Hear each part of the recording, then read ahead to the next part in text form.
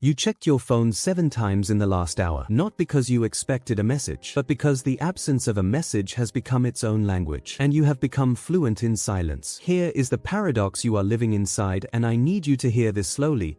They have already closed the door, but you are still standing in the hallway holding a key that fits nothing, apologizing to the walls. The psychology of when they won't return is not about rejection. Rejection is clean. Rejection is a door slamming. This is different. This is a door that never fully existed, but you built one anyway. Brick by brick, out of old texts, half smiles, and the way they looked at you once. You are not just heartbroken. You are the architect of a ruin that only you can see. And that right there is the quiet violence no one talks about. Because the pain you are feeling right now is not only about them. It never was entirely about them. It is about every time before this that something essential was taken away before you were ready. Every time you reached and found nothing. Every time you loved with everything you had and discovered that everything you had was not enough to make someone stay. They are the most recent chapter of a story that began long before they arrived. And understanding that story, really understanding it, is the only thing that will change how this one ends. Let's name the cage you are sitting in, because the experience of someone not returning, not responding, not coming back,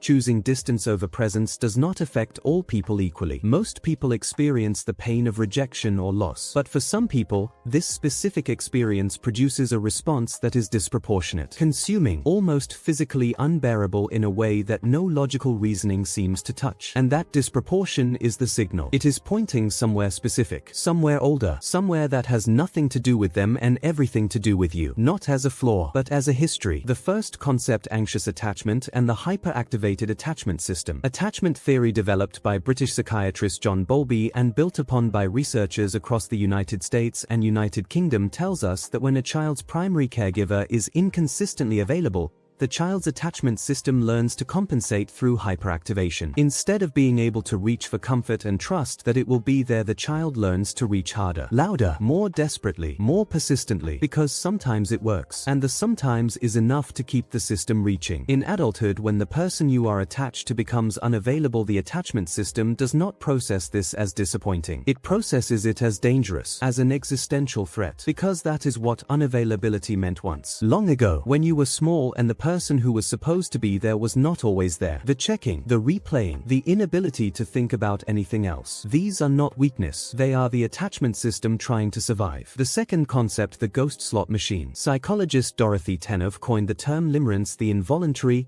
intrusive, consuming state of romantic attachment when that attachment is uncertain or unrequited. What neuroscience has confirmed is that limerence is not simply emotional. It is neurochemical. Every time they watch your story, every time they send a 3-word text after 3 weeks of silence, your brain releases dopamine. Not because you are happy, but because uncertainty is more addictive than certainty. You become addicted to the maybe, not the person, the possibility of the person. The intermittent reinforcement of sometimes being responded to and sometimes not creates a dopaminergic response structurally identical to the neurological pattern of addiction. You are not weak for being unable to stop thinking about them. You are experiencing, at a physiological level, withdrawal. The third concept, the abandonment schema. Identified within schema therapy developed by Dr. Jeffrey Young at Columbia University, the abandonment schema is an early maladaptive belief formed typically in childhood that the people you love will inevitably leave. That closeness is always temporary. That no matter how much you give, how much you try,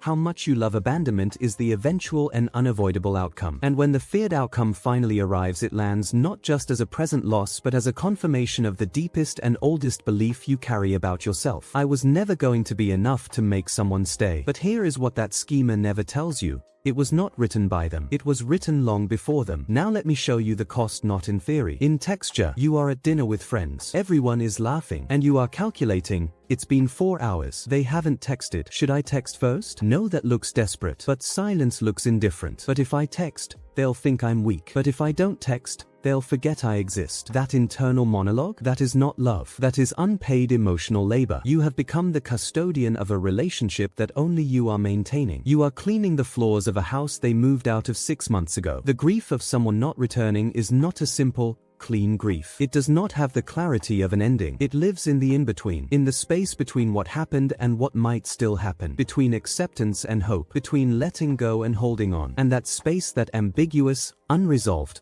agonizing middle is perhaps the most psychologically costly place a human being can inhabit, because the nervous system cannot grieve what it has not yet accepted as lost, and every reach that goes unanswered costs something. Every unanswered message, every unreturned call, every day that passes in silence costs a small piece of the belief that you are worth returning to. That is the invisible grief inside this experience, not just the loss of them specifically, but the slow, daily, accumulating erosion of the belief that you are someone worth choosing, worth coming back to, worth the effort of a reply. And underneath all of it, the fear you are really avoiding is not that they won't return. It is this: if I stop waiting, I admit that my love did not transform them, that I was not special, that I was replaceable. And that fear, the fear of irrelevance, is worse than heartbreak, because heartbreak ends. Irrelevance feels like a verdict on your entire existence. So what does this pattern look like, not just in this relationship but in you? You have become an expert at micromonitoring. You notice when their last scene changes. You notice when their playlist adds a sad song. You have turned their ambient life into a weather report for your nervous system. In relationships, you are either too available or terrified of availability. There is no middle ground, because your template for love is absence punctuated by relief. In your career, you overfunction. You say yes to everything, because saying no feels like abandonment. You confuse exhaustion with loyalty. Your boundaries are not boundaries, they are negotiations. You let people take because you are still hoping that if you are generous enough,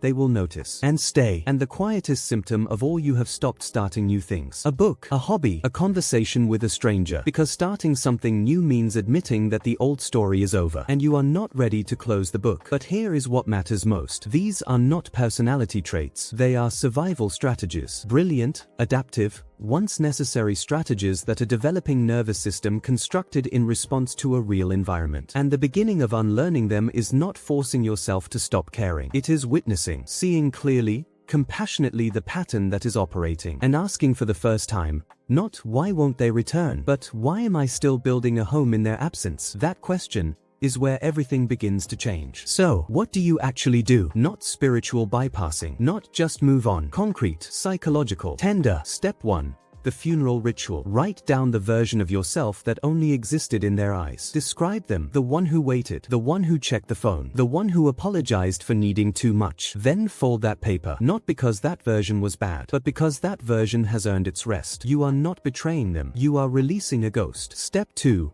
The 48-hour dopamine fast. For 2 days, you do not check their social media. You do not reread old texts. You do not craft unsent messages. When the urge comes, and it will come like a hunger, place your hand on your chest and say, this is withdrawal, not wisdom. Step 3. Reparenting the vigil. Every time you catch yourself waiting, ask, how old do I feel right now? If the answer is 7 or 12 or 15, you are not waiting for a lover. You are waiting for a parent who never came home. And that parent is not coming. So you must become the one who sits with the waiting child, not to fix them but to say, I see you. You are safe. We are not waiting anymore. As Dr. Daniel Siegel, clinical professor of psychiatry at UCLA, confirmed in his research on interpersonal neurobiology, and secure attachment is possible. The attachment patterns of childhood are not permanent. The nervous system retains the capacity for new relational learning at every stage of life. You were not born to feel this way, and you do not have to stay this way. And as Eric Fromm wrote in The Art of Loving, the task we must set for ourselves is not to feel secure but to be able to tolerate insecurity, because that capacity to sit in the uncertainty without it destroying you is not something they can give you. It is something you build from the inside. They did not return, and that is a real loss, an honorable loss, a loss that deserves to be grieved honestly